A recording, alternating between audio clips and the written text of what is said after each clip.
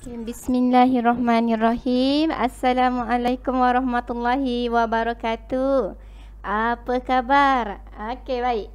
Cikgu harapkan anak-anak murid cikgu semua dalam keadaan sihat, ceria, bahagia di samping keluarga. Okey, baik. Untuk topik pada hari ini, kita akan belajar mengenai unit 7 Malaysia di Persada Sukan, buku teks muka surat 145 sehingga 158. Okey, baik. Kita lihat objektif dan kriteria kejayaan terlebih dahulu.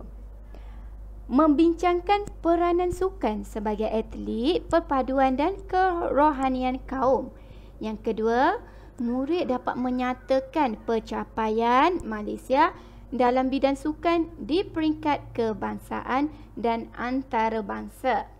Baik, sukan menyatukan kita. Baik murid-murid, awak cuba lihat gambar di dalam teks berkenaan. Cuba awak kenali atlet di negara kita. Sekejap lagi cikgu akan terangkan beberapa orang atlet yang berjaya mengharumkan nama baik negara kita. Konsep sukan menyatukan kita. Baik.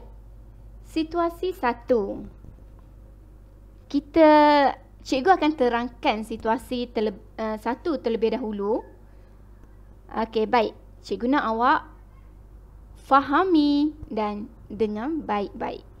Wah, rupa-rupanya awak sekeluarga ahli aktif dalam sukan. Ya, bincang. Okey, dialog kedua. Semua ahli keluarga saya meminati sukan. Ibu bapa saya juga memberikan galakan kepada kami untuk melibatkan di dalam aktiviti sukan. Cikgu pasti dalam kelas cikgu ni mesti ada yang suka bersukan, mesti ada atlet rumah sukan. Okey, baik. Kita pergi kepada dialog nombor 3. Okey, ini bertepatan dengan rancangan integrasi murid untuk perpaduan yang diperkenalkan sejak tahun 2005. Okey, melalui sukan keharmonian kaum dapat diterapkan. Baik kelas, kita pergi kepada dialog nombor 4. Okey, Tasya. Dasar satu murid satu sukan yang bermula pada tahun 2011 juga menggalakkan murid terlibat dalam bidang sukan. Oh, sebab itu Sekolah Sukan Bukit Jalil ditubuhkan. Tujuannya adalah untuk menempatkan murid yang berpotensi dalam pelbagai bidang sukan. Perpaduan yang terbentuk juga dia dapat mengukuhkan semangat atlet bagi mengharumkan nama negara di arena antarabangsa. Okey. Baik kelas.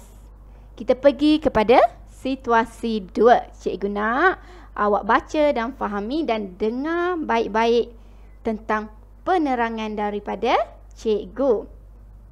Kenapa? Sebab dalam dialog yang cikgu baca ini terdapat beberapa maklumat penting. Okey, baik. Cikgu, semalam kami ke rumah Alia. Kami kagum melihat pelbagai kejohanan yang disertai oleh Alia dan keluarganya.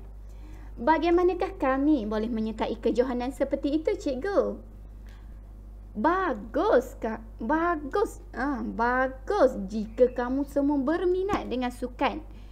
Dari sekaranglah kamu perlu berusaha bersungguh-sungguh dan menyertai pelbagai kejohanan dalam sukan yang kamu gemari. Kamu juga boleh bersekolah di sekolah sukan Bukit Jalil. Jika kamu cemerlang dalam sesuatu sukan, kamu akan berpeluang untuk bersaing pada peringkat kebangsaan atau dipilih mewakili negara ke peringkat antarabangsa. Seronok kan? Okey, baik kelas. Kita pergi kepada dialog nombor 3. Ibu saya memberitahu bahawa terdapat pelbagai kemudahan seperti kompleks sukan Bukit Jalil yang bertaraf antarabangsa. Ada banyak kemudahan di kompleks sukan tersebut bagi menggalakkan pembangunan sukan di negara kita. Antara kejohanan sukan di negara kita ialah sukan Malaysia, SUKMA. Okey, baik murid-murid. Dialog seterusnya. Betul Alia, abang saya di universiti juga aktif dalam sukan peringkat pengajian tinggi. Orang kurang upaya juga berpeluang menyertai sukan Paralimpik. Okey, baik. Dialog kelima. Maksudnya golongan OKU juga berpeluang mengharumkan nama negara dengan melibatkan diri dalam bidang sukan pada peringkat kebangsaan dan antarabangsa. Wah, hebatnya. Okey, baik. Kita pergi kepada dialog seterusnya. Nampaknya kamu semua memang berminat dalam sukan. Kerjaya dalam bidang sukan juga terbuka luas. Pemupukan perpaduan dan keharmonian kaum juga dapat terjalin melalui sukan. Pelibatan atlet ni serta sokongan peminat dari pelbagai negeri kaum berjaya membentuk keharmonian masyarakat. Baik kelas. Dialog yang ketujuh. Terima kasih cikgu.